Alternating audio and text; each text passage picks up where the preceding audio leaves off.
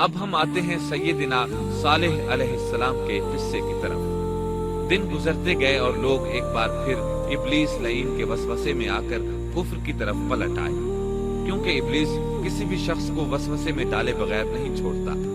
اس طرح ایک بار پھر کفر پھیل گیا، چنانچہ اللہ نے ان کی ہدایت کے لیے صالح علیہ السلام کو مبعوث فرمایا۔ یہ سمود کے پوتوں میں سے ایک عربی نبی تھے۔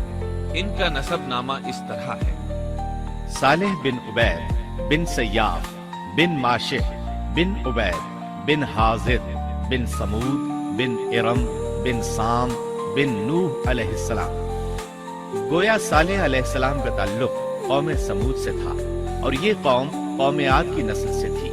سمود کی قوم نے یمن کو خیرباد کہا اور جزیرے سے شمال کی طرف منتقل ہو گئے، پھر وہاں ہجر نامی ایک بستی میں جا ٹھہرے۔ قرآن کریم کی سورۃ الحجر اسی بستی کے نام سے موسوم ہے۔ قوم عاد کا تذکرہ سورۃ الحجر کے علاوہ سورۃ الاحقاف اور سورہ ہود میں بھی ہے۔ اللہ تعالیٰ سورۃ الحجر آیت 80 میں فرماتے ہیں: اور ہجر والوں نے بھی رسولوں کو جھٹلایا۔ ہجر قوم سمود کا مرکزی شہر تھا۔ اب وہ مدائن صالح کے نام سے مشہور ہے۔ یہ شہر مدینہ منورہ کے شمال مغرب میں 380 کلومیٹر کے فاصلے پر واقع ہے۔ یہ لوگ بھی پہاڑوں کو تراش کر گھر بناتے تھے۔ یہ صنعت اور کاریگری انہوں نے قوم عاد سے وراثت میں پائی تھی۔ اللہ تعالیٰ سورۃ الفجر آیت 9 میں فرماتے ہیں: اور قوم سمود کے ساتھ کیا کیا جنہوں نے وادی میں بڑے بڑے پتھر تراشے تھے۔ قرآن مجید میں اللہ تعالیٰ ایک مقام پر فرماتے ہیں: اور ہم نے قوم عاد اور سمود کو غارت کیا، جن کے بعض مکانات آپ کے سامنے ظاہر ہیں۔ ان کے مکانات ان کی تباہی سے لے کر اب تک موجود ہیں۔ شام کے راستے میں خیبر، تیماء سے تبوک تک قوم سمود کے آثار پائے جاتے ہیں۔ یہ لوگ کس طرح پتھر تراش کر گھر بناتے تھے، اللہ تعالیٰ نے سورۃ الاعراف آیت 74 میں اس کا ذکر کیا ہے۔ اس وقت کو یاد کرو جب اللہ تعالیٰ نے تمہیں قوم عاد کے بعد جانشین بنایا اور تمہیں زمین پر رہنے کا ٹھکانہ دیا کہ نرم زمین پر محل بناتے ہو اور پہاڑوں کو تراش کر ان میں گھر بناتے ہو۔ سو اللہ کی نعمتوں کو یاد کرو اور زمین میں فساد مت پھیلاؤ۔ یہ آیت ان کی طاقت، جسم کی صلاحیت اور ماہر فن ہونے پر دلیل ہے۔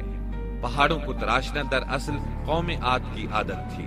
یہ بھی چونکہ انہی سے تھے، اس لیے وراثت میں یہ کام انہیں بھی آ گیا تھا۔ جس طرح اللہ نے عاد کو اپنی نعمتوں سے نوازا تھا، اسی طرح سمود کو ان سے بڑھ کر نعمتیں دی تھی۔ اللہ تعالیٰ صالح علیہ السلام کی زبانی ان سے فرماتے ہیں: اے قوم سمود، کیا تمہیں ان چیزوں میں بے فکری سے رہنے دیا جائے گا، یعنی باغات، چشموں، کھیتوں اور کھجوروں میں جن کا خوشہ ملائم ہے، اور تم پہاڑوں کو تراش کر پرتکلف گھر بناتے ہو؟ بس اللہ سے ڈرو اور میرا کہنا مانو۔ لیکن ان لوگوں نے ہر طرح سے قوم عاد کی پیروی کی، نصیحت پکڑنے کی بجائے بتوں کی عبادت شروع کر دی۔ اللہ نے ان کے درمیان صالح علیہ السلام کو مبعوث فرمایا۔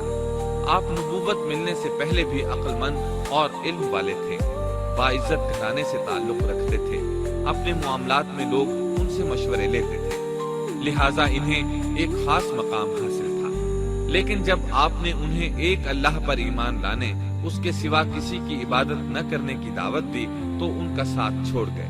جواب میں ان سے کہنے لگے: اے صالح، اس سے پہلے تو ہم تجھ سے بہت کچھ امیدیں لگائے ہوئے تھے۔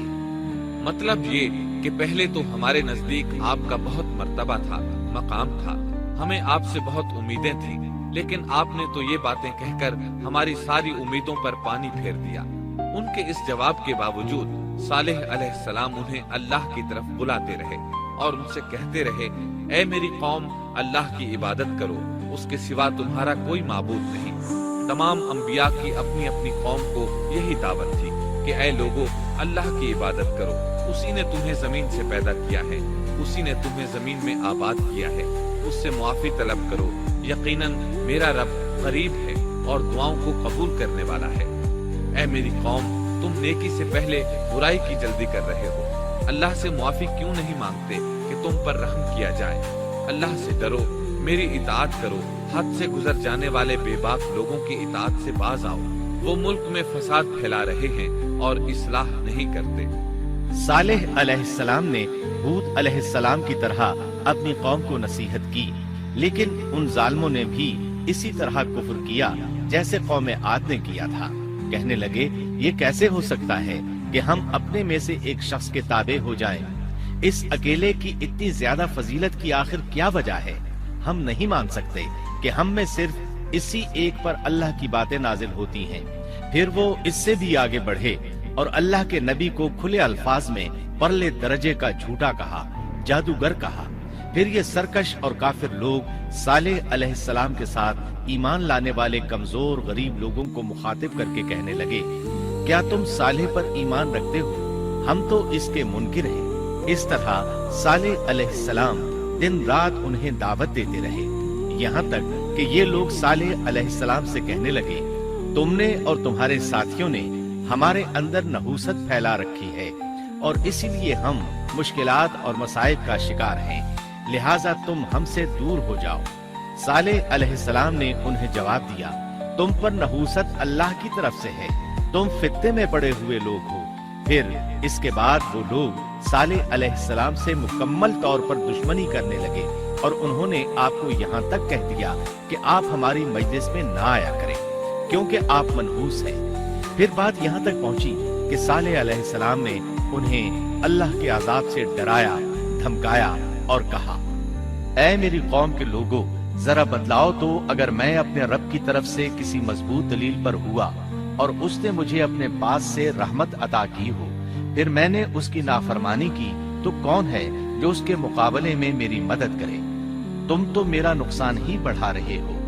यानी फर्ज करो अगर मैं हक पर हुआ और यकीनन मैं हक पर हूँ और अल्लाह ताला ने मुझे अपनी नबूवत से भी नवाजा है, फिर भी मैं तुम्हारी बातों में आकर उसकी नाफरमानी करूं, तो बिलाशुबा उस वक्त मैं घाटे में होगा और तुम भी खसारा पाने वाले होगे। इस पर वो जालिम लोग मुकाबले पर उतर आए, कहने लगे, अगर तू सच्चा है तो कोई मोजजा ले आ, लेकिन वो मोजजा हमारी मर्जी के मुताबिक हो। इस सूरत में हम जरूर ईमान ले आएंगे। आप ऐसा करें कि बस्ती के किनारे पथरीली चट्टान में से दूध देने वाली 10 माह की हामिला ऊंटनी निकालें, उसका रंग सुर्ख हो। सालेह अलैहिस्सलाम से ये मुतालबा करके वो सरदार लोग एक तरफ बैठ गए और मजाक उड़ाने लगे। एक कहने लगा, ऊंटनी 10 माह की हो, हामिला हो। दूसरा कहने लगा, लाजमी तौर पर उसका रंग सुर्ख हो। फिर एक तीसरा सरदार बोला, उसकी खाल पर बहुत ज्यादा ऊन हो। चौथा बोला, मोटी ताजी हो, हमने पहले इस किस्म की ऊंटनी देखी ना हो। पांचवा बोला, वो इतनी बड़ी हो कि अकेली एक दिन तमाम कुएं का पानी पी जाए और दूसरे रोज हम पिए। ये लोग इसी तरह मजाक उड़ा रहे थे कि सालेह अलैहिस्सलाम ने उनसे कहा, अगर तुम्हारी मतलूबा ऊंटनी तुम्हें मिल जाए तो क्या तुम ईमान ले आओगे? सब ने मिलकर कहा, हाँ जरूर ले आएंगे। सालेह अलैहिस्सलाम ने फरमाया, तब तुम एक दिन सब लोगों को जमा कर लो। मुकर्ररा दिन वो लोग जमा हो गए। उनकी मौजूदगी में सालेह अलैहिस्सलाम ने अल्लाह से दुआ की। जमीन पर जलजला तारी हुआ, उनकी आंखों के सामने चट्टान फटी और उससे बिल्कुल वैसी ही ऊंटनी निकली जैसा कि उनका मुतालिबा था। उन्होंने अपनी जिंदगी में ऐसी ऊंटनी कभी नहीं देखी थी। उसमें वो तमाम सिफात मौजूद थीं जिनका जिक्र इन लोगों ने किया था। अल्लाह ताला सालेह अलैहिस्सलाम की जुबानी सूरह हूद आयत 64 में फरमाते हैं, ऐ मेरी कौम, ये अल्लाह की भेजी हुई ऊंटनी है, ये तुम्हारे लिए एक मोजज़ा है। अब तुम इसे अल्लाह की जमीन में खाती हुई छोड़ दो और इसे किसी तरह की तकलीफ न पहुंचाओ, वरना फौरी अजाब तुम्हें आ पकड़ेगा। इस ऊंटनी को चूंकि किसी ऊंटनी ने जन्म नहीं दिया था, इसलिए इसको नाकतुल्लाह यानी अल्लाह की ऊंटनी कहा गया। फिर सालेह अलैहिस्सलाम ने फरमाया, लोगो सुन लो, एक दिन ये ऊंटनी पानी पिएगी, एक दिन तुम पियोगे। तुम में से कोई इसे तकलीफ न पहुंचाए, वरना अल्लाह का बदतरीन अजाब तुम पर नाजिल होगा। सूरतुल कमर में अल्लाह फरमाते हैं, बेशक हम ऊंटनी को उनके लिए आजमाइश बनाकर भेज रहे हैं, तुम सब्र के साथ उनके अंजाम का इंतजार करो। इस निशानी के ज़ुहूर के बाद अल्लाह ताला ने सालेह अलैहिस्सलाम को मुखातिब करके फरमाया, तुम अब देखते रहो कि इनका अंजाम क्या होता है। इनकी सख्तियों पर सब्र करो, ان سے کہہ دو کہ پانی پر ایک دن ان کا اختیار ہوگا اور ایک دن اس اونٹنی کا، خبردار کوئی زیادتی نہ کرے اور اس اونٹنی کو پانی پینے سے نہ روکے۔ سورۃ الشمس میں اللہ تعالیٰ فرماتے ہیں کہ ان سے اللہ کے رسول نے فرما دیا تھا کہ اللہ کی اونٹنی کی اور اس کے پانی پینے کی باری کی حفاظت کرو، یعنی اسے نہ تو پانی پینے سے روکو اور نہ ہی اسے کوئی تکلیف پہنچاؤ۔ اس معجزے کو دیکھ کر لوگ دو گروہوں میں بٹ گئے۔ بہت کم لوگوں نے صالح علیہ السلام کی پیروی کی، ان پر ایمان لائے، جبکہ اکثر لوگ پھر بھی اپنے کفر پر ڈٹے رہے۔ اللہ تعالیٰ فرماتے ہیں ان لوگوں نے خود معجزے کا مطالبہ کیا تھا، لیکن اس کو اپنی آنکھوں سے دیکھنے کے باوجود ظلم پر اڑے رہے اور کفر پر اصرار کرتے رہے۔ سورۃ الحجر آیت 81 میں اللہ فرماتے ہیں اور انہیں ہم نے اپنی نشانیاں بھی عطا فرمائی تھی، لیکن پھر بھی وہ ان سے گردن موڑنے والے ہی رہے۔ اسی طرح سورہ بنی اسرائیل میں اللہ تعالیٰ فرماتے ہیں ہم نے قوم سمود کو نشان کے طور پر اونٹنی عطا فرمائی تھی، لیکن انہوں نے اس پر ظلم کیا۔ بلا شبہ وہ ایک واضح نشانی تھی، کوئی شخص یہ نہیں کہہ سکتا تھا کہ جادوگروں نے اسے پیدا کیا ہے۔ وہ اونٹنی ان میں موجود رہی، ان کے علاقے میں جہاں چاہتی چرتی، جب کنویں پر پانی پینے جاتی تو سارا پانی پی جاتی، وہ لوگ اس کا دودھ پیتے، دودھ سب کے لیے کافی ہو جاتا۔ ان کی آنکھوں کے سامنے اس نے ایک بچے کو جنم دیا، وہ شکل صورت میں بالکل اپنی ماں جیسا تھا، لوگ اسے دیکھ کر تعجب کرتے، بچہ اونٹنی کے ساتھ رہتا، یہ ایک واضح نشانی تھی، اس پر جادو کا گمان کیا ہی نہیں جا سکتا تھا۔ وہ اونٹنی ایک عرصے تک ان لوگوں میں رہی۔ اللہ فرماتے ہیں ہم نے قوم سمود کو بطور نشان کے ایک اونٹنی دی تھی، لیکن انہوں نے اس پر ظلم کیا۔ حالانکہ یہ نشانیاں ہم لوگوں کو ڈرانے کے لیے ہی بھیجتے ہیں۔ وہ لوگ اس اونٹنی کو دیکھ کر متعجب ضرور ہوئے، لیکن ایمان پھر بھی بہت کم لوگ لائے۔ حالانکہ اس نشانی کے بعد انہیں چاہیے تھا ایمان لے آئیں۔ پھر ایک دن قوم کے سرداروں نے مشورہ کیا کہ اگر ہم نے صالح کو اسی طرح چھوڑ دیا تو کہیں لوگ ہمیں نہ چھوڑ دیں اور صالح کے پیروکار بن جائیں۔ اس اونٹنی نے تو ہمیں مصیبت میں ڈال دیا ہے، ہم پورا ایک دن پانی کو چھو بھی نہیں سکتے، کیونکہ یہ سارا دن پانی پیتی رہتی ہے۔ پھر یہ اس قدر دیو ہیکل ہے کہ اسے دیکھ کر ہماری بکریاں بھاگ جاتی ہیں، اونٹ اسے دیکھ کر خوفزدہ ہو جاتے ہیں، لہٰذا ہمیں چاہیے کہ اس سے چھٹکارا حاصل کر لیں۔ وہ آپس میں مشورہ کرتے رہے، آخر انہوں نے ایک آدمی منتخب کیا۔ مورخین کا اس پر اتفاق ہے کہ اس کا نام خدار بن سالف تھا، اس کے ساتھ اس کا ایک ساتھی بھی تھا۔ ان دونوں نے مل کر اونٹنی کو قتل کیا۔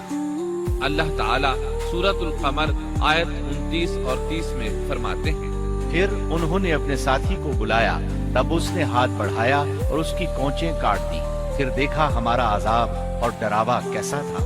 اس خدار کے بارے میں نبی کریم صلی اللہ علیہ وسلم کا ارشاد ہے کہ پہلے لوگوں میں سے سب سے زیادہ بدبخت یہی تھا۔ اللہ تعالیٰ نے قرآن مجید میں اس کا ذکر یوں فرمایا ہے فَنَادَوْا صَاحِبَهُمْ، پھر انہوں نے اپنے ساتھی کو پکارا۔ سورۃ الشمس میں اللہ فرماتے ہیں جب ان میں بڑا بدبخت شخص اٹھ کھڑا ہوا، یہ بدبخت خدار اٹھا، اپنے ساتھی کو ساتھ لیا اور اونٹنی کو قتل کرنے کے لیے تیار ہو گئے۔ آپس میں مشورہ ہوا کہ یہ نہ کہا جائے ہم نے اسے قتل کیا ہے۔ اس طرح باقی لوگوں نے بھی ان سے اتفاق کیا۔ اللہ تعالیٰ سورہ نمل آیت 48 میں فرماتے ہیں اور اس شہر میں 9 آدمی ایسے تھے جو زمین میں فساد کرتے تھے اور اصلاح نہیں کرتے تھے۔ مطلب یہ کہ یہ لوگ فساد کی انتہا کو پہنچے ہوئے تھے، ان میں بھلائی نام کو نہیں تھی اور نہ ان کا فساد کی اصلاح کا ارادہ تھا۔ بخاری، مسلم اور مسند احمد کی ایک حدیث میں ہے رسول اللہ صلی اللہ علیہ وسلم نے ایک بار اپنے خطبے میں اس اونٹنی اور اسے مار ڈالنے کا ذکر فرمایا۔ آیت اذم بعثا اشقاہا کی تلاوت کرتے ہوئے فرمایا کہ جیسے ابو زمعہ تھا، اسی جیسا یہ شخص بھی اپنی قوم میں عزیز، دلیر اور بڑا آدمی تھا۔ تمام لوگوں نے اس بدبخت کے ساتھ عہد کیا اور اسے یقین دہانی کرائی کہ اگر تمہارے ساتھ کسی نے برائی کا ارادہ کیا تو تمام قوم تمہاری حمایت میں اٹھ کھڑی ہوگی۔ اس یقین دہانی کے بعد یہ بدبخت اونٹنی کے انتظار میں بیٹھ گئے۔ اونٹنی پہاڑ کی طرف سے آتی تھی اور پانی پی کر واپس چلی جاتی تھی۔ یہی اس کا معمول تھا۔ جب ان لوگوں نے چٹان سے اونٹنی کو نکلتے دیکھا تو اچانک حملہ کرنے کے لیے آگے بڑھے، لیکن اس کا جثہ دیکھ کر خوفزدہ ہو گئے، الٹے پاؤں بھاگے۔ بدبخت قدار نے اپنے ساتھیوں کی یہ حالت دیکھی تو ہنس پڑا اور آگے بڑھ کر اونٹنی کی ران میں تیر مارا۔ اس سے اونٹنی کی ران کی ہڈی ٹوٹ گئی اور وہ نیچے گر گئی۔ پھر اس ظالم نے اپنے ساتھیوں کو آواز دی اور آگے بڑھ کر اونٹنی کی کونچیں کاٹ دی۔ سورۃ الشمس میں اللہ تعالیٰ فرماتے ہیں، ان لوگوں نے اپنے پیغمبر کو جھوٹا سمجھ کر اس اونٹنی کی کونچیں کاٹ دی، بس ان کے رب نے ان کے گناہوں کے باعث ان پر ہلاکت ڈالی اور پھر ہلاکت کو عام کر دیا اور اس بستی کو برباد کر دیا۔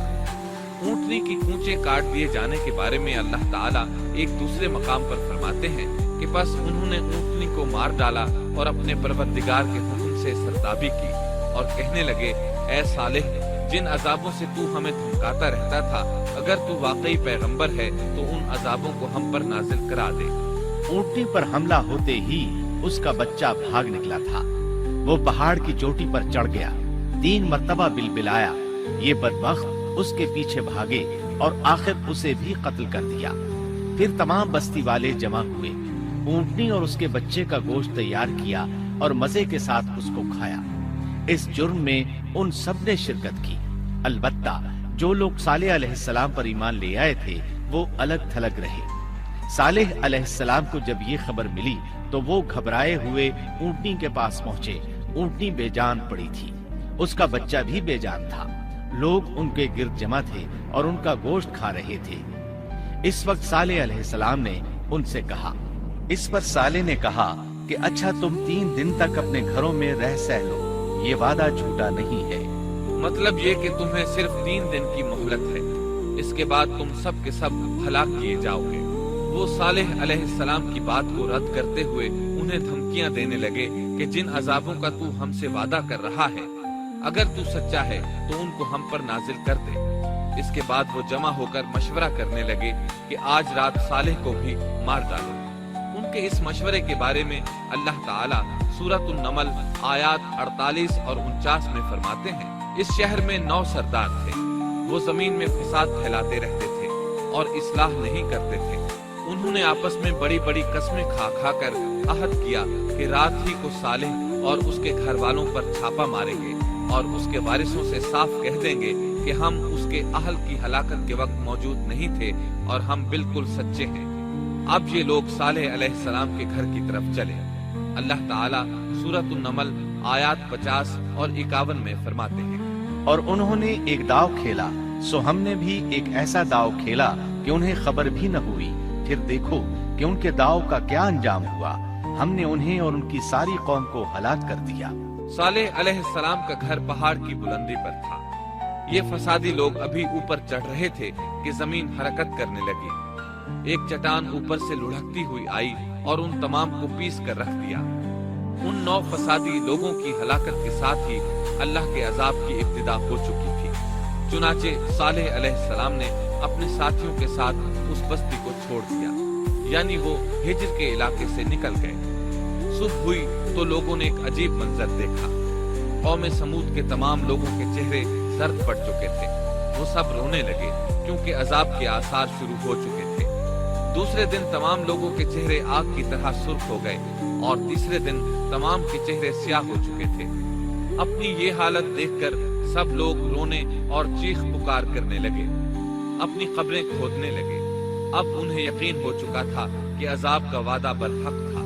اللہ تعالیٰ نے انہیں پہلی قوموں کی طرح ایک قسم کا عذاب نہیں دیا تھا۔ جیسے قوم نوح کو صرف طوفان کے ذریعے ہلاک کیا گیا، قوم عاد کو صرف طوفانی ہوا کے ذریعے ہلاک کیا گیا، لیکن قوم سمود کو اللہ تعالیٰ نے طرح طرح کے عذابوں سے دوچار کیا، اس لیے کہ انہوں نے اپنی مطلوبہ شرط پوری ہونے کے باوجود ایمان قبول نہیں کیا تھا۔ عذاب کی ابتدا زلزلے سے ہوئی، زمین حرکت کرنے لگی۔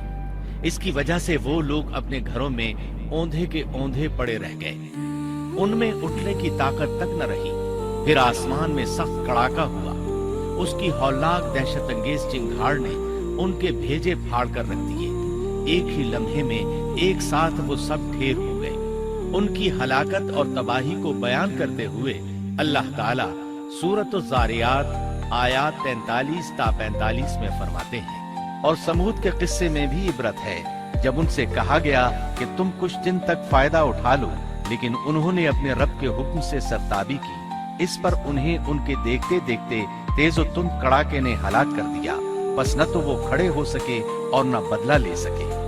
اسی طرح سورہ ہود میں اللہ تعالیٰ نے ان کی تباہی کا نقشہ اس طرح کھینچا ہے کہ ایک زور کی کڑک نے ان ظالموں کو آ لیا، پھر تو وہ اپنے گھروں میں زانوں کے بل مردہ پڑے رہ گئے، ایسے گویا کہ وہ کبھی آباد ہی نہ تھے۔ سورۃ القمر میں اللہ نے ان کی رسوائی ان الفاظ میں بیان کی ہے، ہم نے ان پر ایک چیخ بھیجی، پھر وہ ایسے ہو گئے جیسے کانٹوں کی باڑ کا چورا۔ دوسری طرف صالح علیہ السلام اور ان کے ساتھیوں کو اللہ تعالیٰ نے اپنی رحمت سے نجات دی۔ اللہ تعالیٰ سورہ ہود آیت 66 میں فرماتے ہیں، پھر جب ہمارا فرمان آ پہنچا، ہم نے صالح اور ان پر ایمان لانے والوں کو اپنے فضل سے اس سے بچا لیا اور اس دن کی رسوائی سے بھی، یقیناً تیرا پروردگار نہایت توانا اور غالب ہے۔ اس قوم کے آثار آج تک باقی ہیں، مدینہ منورہ کے شمال مغرب میں ان کے گھر موجود ہیں، اب یہ علاقہ مدائن صالح کے نام سے مشہور ہے۔ سورۃ النمل میں اللہ تعالیٰ فرماتے ہیں، بس یہ ان کے گھر ہیں جو ان کے ظلم کے سبب ویران پڑے ہیں، بے شک اس میں دانش مندوں کے لیے نشانیاں ہیں، اللہ تعالیٰ نے ان کے نشانات کو آج تک باقی رکھا ہے تاکہ بعد میں آنے والوں کو یقین ہو جائے اور کسی قسم کا شک نہ رہے۔ عذاب کے آثار نمودار ہونے پر صالح علیہ السلام نے ان سے فرمایا تھا، اے میری قوم، میں نے تمہیں اپنے پروردگار کا حکم پہنچا دیا تھا اور میں نے تمہاری خیر خواہی کی، لیکن تم لوگ خیر خواہوں کو پسند نہیں کرتے۔ اس کے بعد صالح علیہ السلام اپنے ساتھیوں کے ساتھ وہاں سے ہجرت کر کے فلسطین آ گئے، وہیں رملہ نامی بستی میں رہنے لگے اور یہیں آپ کی وفات ہوئی۔ نبی کریم صلی اللہ علیہ وسلم صحابہ کرام رضی اللہ عنہم کے ساتھ تبوک تشریف لے گئے تو آپ نے مدائن صالح کے قریب قیام فرمایا تھا۔ صحابہ نے ان کنووں سے پانی لے لیا جو قوم سمود کے استعمال میں رہے تھے، کچھ برتن بھی وہاں سے لے لیے۔ آپ کو پتہ چلا تو آپ نے حکم فرمایا، ان برتنوں کو توڑ دو اور اس پانی کو بہا دو اور اس پانی سے جو کھانا تیار کیا ہے اس کو الٹ دو۔ آپ نے انہیں ان گھروں میں داخل ہونے سے بھی روک دیا جن میں اللہ کا عذاب نازل ہوا تھا۔ آپ صلی اللہ علیہ وسلم نے فرمایا، میں ڈرتا ہوں تم پر بھی ایسا عذاب نہ آ جائے جیسا ان پر آیا تھا، اس لیے ان کے علاقے میں داخل نہ ہوا کرو، اور اگر داخل ہونا پڑ جائے تو روتے ہوئے داخل ہوا کرو، اور رونا نہ آئے تو رونے جیسی شکلیں بنا لیا کرو تاکہ تمہارا شمار ظالموں میں نہ ہو۔ اللہ تعالیٰ فرماتے ہیں، آگاہ رہو، قوم سمود نے اپنے رب سے کفر کیا، سن لو ان سمودیوں پر پھٹکار ہے۔ قرآن میں ان کا قصہ 26 سے زائد مرتبہ بیان کیا گیا ہے۔ اس کے بعد لوگ ایمان کی حالت میں امن چین کی زندگی بسر کرنے لگے، لیکن پھر نئے سرے سے ان میں خرابی پیدا ہوئی۔ شیطان نے پھر اپنا کام دکھایا، ان کے دلوں میں وسوسہ ڈالا اور فلسطین، عراق، مصر اور جزیرے کے نواحی علاقوں میں شرک پھیل گیا۔ لوگ ایک بار پھر کفر کی طرف پلٹ پڑے۔ اس پورے قصے میں چند عبرتیں ہیں، آئیے ذرا ان کا بھی ذکر ہو جائے۔ اللہ تعالیٰ کی اونٹنی اگرچہ سیدنا صالح علیہ السلام کی نبوت کا ایک نشان تھی، ان کی سچائی کا ثبوت تھی، لیکن قرآن کریم کی وضاحت یہ ہے کہ وہ قوم سمود کی آزمائش کے لیے تھی اور وہی ان کی ہلاکت کا نشان ثابت ہوئی، جیسا کہ سورۃ القمر میں اللہ تعالیٰ فرماتے ہیں، بے شک ہم اونٹنی کو ان کی آزمائش اور امتحان کے لیے بھیجنے والے ہیں، بس تو ان کے انتظار میں رہ اور صبر اختیار کر۔ سنت اللہ یہ رہی ہے کہ اگر وہ اپنے پیغمبر کو کسی قوم کی ہدایت کے لیے بھیجے اور قوم اس کی ہدایت پر کان نہ دھرے تو ضروری نہیں کہ وہ قوم ہلاک کرنے جائے، لیکن جو قوم اپنے نبی سے اس وعدے پر نشان طلب کرے کہ اگر ان کا مطلوبہ نشان ظاہر ہو گیا تو وہ ایمان لے آئیں گے، اور پھر نشان آ جانے کے بعد وہ ایمان نہ لائے تو اس قوم کی ہلاکت یقینی ہے۔ اللہ تعالیٰ پھر اس قوم کو معاف نہیں کرتے جب تک کہ وہ تائب نہ ہو جائے اور اللہ کے دین کو قبول نہ کرے، یا عذاب الہی سے صفائے ہستی سے مٹ کر دوسروں کے لیے عبرت کا نشان بن جائے۔ لیکن اس سنت سے نبی کریم صلی اللہ علیہ وسلم کی امت مستثنا ہے، اس لیے کہ آپ صلی اللہ علیہ وسلم نے وضاحت فرمائی ہے، میں نے اللہ تعالیٰ سے دعا مانگی ہے کہ اللہ تعالیٰ میری امت میں عذاب عام مسلط نہ فرمائے، اور اللہ نے میری دعا قبول فرما لی۔ قرآن میں اللہ تعالیٰ نے نبی کریم صلی اللہ علیہ وسلم کی اس بات کی یوں تصدیق کی ہے، اے رسول، اس حال میں کہ تو ان میں موجود ہے، اللہ تعالیٰ ان کافروں پر عذاب مسلط نہیں کرے گا۔ اور یہ ایک خطرناک غلطی ہے، نفس کا دھوکہ ہے کہ انسان عیش و عشرت اور دنیاوی جاہ و جلال کو دیکھ کر یہ خیال کر بیٹھے، یہ گمان کر لے کہ جس قوم یا فرد کے پاس یہ سب کچھ موجود ہے وہ ضرور اللہ تعالیٰ کے سائے میں ہے، اور یہ کہ ان کی یہ خوش عیشی اس بات کی علامت ہے کہ اللہ تعالیٰ کی خوشنودی ان کے ساتھ ہے۔ یہ نفس کا دھوکہ ہے، غلط فہمی ہے، بلکہ کج فہمی ہے۔ قرآن کریم کے اس واقعے میں جگہ جگہ اس بات کی وضاحت ہے کہ بعض اوقات زیادہ سے زیادہ خوش عیشی زیادہ سے زیادہ عذاب کا پیش خیمہ ثابت ہوتی ہے، اگرچہ قوموں کے لیے اس کی مدت چند ماہ یا چند سال نہیں، بلکہ گھبرا دینے والی مدت ہی کیوں نہ ہو، مگر ہر قسم کی دنیاوی کامیابیوں اور خوش عیشیوں کے ساتھ جب ظلم، سرکشی اور غرور کسی قوم کا مستقل شعار بن جائے تو سمجھ لو اس کی تباہی اور ہلاکت کا وقت قریب آ پہنچا۔